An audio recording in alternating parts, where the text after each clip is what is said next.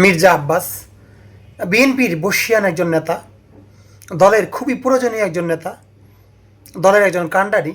তিনি আজকে দেখলাম গুরুতর অসুস্থ, হাসপাতালে আছেন বর্তমানে, এবারকের হাসপাতালে।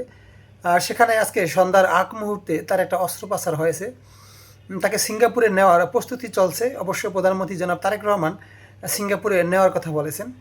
এখন তার শরীরের কন্ডিশনের উপর নির্ভর করবে। আমি দেখলাম আজকে ফেসবুকে একটা বিষয় ঘুরে বেড়াচ্ছে যে মির্জা আব্বাস সাহেবের এই অসুস্থতার জন্য নাসিরুদ্দিন পাটোয়ারি দায়ী।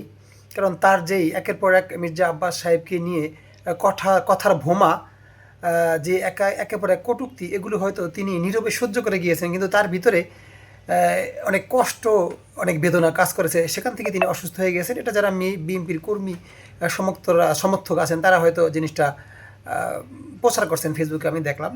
আসলে এটা সবই কিছুই না। তিনি বয়স্ক একজন মানুষ, অসুস্থ হয়েছেন। আসলে তিনি খুবই ধৈর্য পরিচয় দিয়েছেন।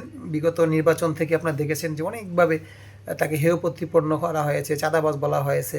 তিনি কিন্তু নীরবে সহ্য করেছেন। কিন্তু তিনি কিন্তু একজন বর্ষীয়ান নেতা, ত্যাগী নেতা, প্লাস অর্থ সম্পদ ক্ষমতার দিক দিয়ে কিন্তু কম নয়। তিনি চাইলেই অনেক কিছু পারতেন, কিন্তু সেটাও তিনি না করে তিনি নীরবে সব ধৈর্য ধারণ করেছেন। এখন তিনি আমাদের প্রধানমন্ত্রীর একজন কাছের উপদেষ্টা হিসেবেও নিয়োগ পেয়েছেন। আমি দোয়া করি উনি দ্রুত সুস্থ হয়ে যাক। আসলে এসব রাজনীতিবিদ জেল খেটেছেন, জুলুমের শিকার হয়েছেন, বারবার গাড়ি বাড়ি হামলা হয়েছে, আপনারা জানেন। সে লোকটা আজকে অসুস্থ। তারেক রহমান সাহেব সেখানে হয়তো তাকে দেখতে যাবেন এমনটাই আমরা শুনতে পেয়েছি। কিন্তু মায়া লাগে লোকটার জন্য। তিনি দলের জন্য কিন্তু অনেক ত্যাগী নেতা ছিলেন। অসংখ্য তার কর্মী ভক্ত আছে এবং সে দলের দুঃসময়ে দলকে টেনে তুলে ধরেছেন। আপনি একটা মানুষকে বারবার মিথ্যাচার করবেন, এটার প্রমাণ কিন্তু আপনাকে যথেষ্ট প্রমাণ দিতে হবে। তাছাড়া তাকে বারবার মিথ্যাচার করা এগুলো ঠিক না। যে ওনার বয়স হয়েছে, কথাটা আমি এই জন্যই বললাম যে ওনার অসুস্থতার কারণে দেখলাম সবাই দোয়া করতেছে। আমিও সকালে একটা পোস্ট দিয়েছিলাম, সেখানে অনেকেই তার জন্য দোয়া করেছে। তাই দোয়া করি মহান আল্লাহ মির্জা আব্বাস সাহেবকে সুস্থ করে আমাদের মাঝে নিয়ে আসুক। কারণ বড় বড় হেভিওয়েট রাজনীতিবিদ, এদের দেশের জন্য অনেক অবদান আছে এবং তাদেরকে আমাদের দেশে প্রয়োজন আছে।